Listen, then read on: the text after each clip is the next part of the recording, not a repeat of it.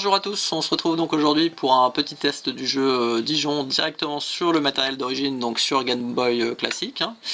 Donc pour ce faire, il vous faudra forcément soit un Everdrive, un linker ou quelque chose pour mettre à l'intérieur de votre Game Boy, et du coup avoir accès au site de Itch, et du coup de télécharger la ROM directement sur le lien téléchargé, hein. Donc si vous voulez pas faire de don, vous faites non merci, montrez-moi les téléchargements, et là vous pouvez tout simplement télécharger la ROM du jeu Dijon, et après la mettre sur votre linker, votre Everdrive, etc.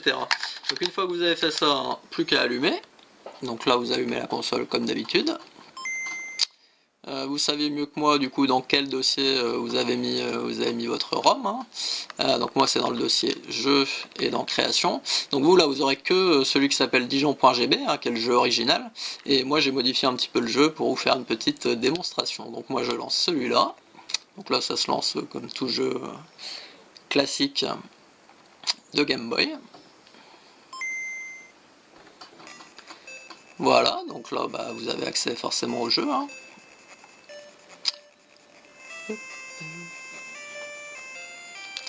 Voilà, donc là comme c'est mis, hein, le but du jeu c'est de déplacer le petit curseur que vous allez voir juste après pour trouver les easter eggs. Ça je vous laisserai tester.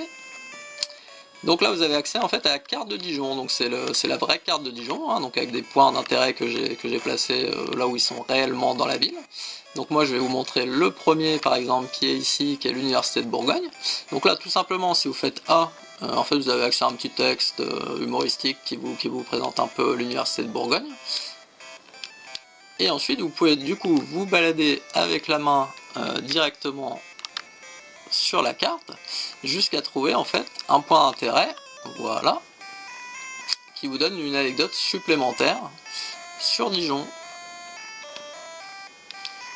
Sachant que dans ce point d'intérêt en particulier, vous avez en plus un QR code, donc là il vous suffit encore de vous déplacer avec la main pour avoir accès au QR code, et du coup qui est totalement fonctionnel. Donc là en l'occurrence ça vous donne accès à mon compte Twitter, hein, si vous voulez me contacter ou me dire ce que vous avez pensé du jeu, si vous avez aimé, si vous n'avez pas aimé, hein, vous avez le droit.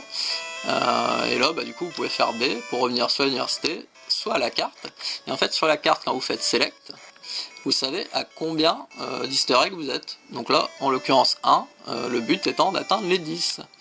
Donc voilà, après là vous pouvez par exemple faire dans l'ordre que vous voulez, hein. Là je pars hop au zénith. Donc là vous avez accès au zénith et il faudra chercher du coup le prochain easter egg.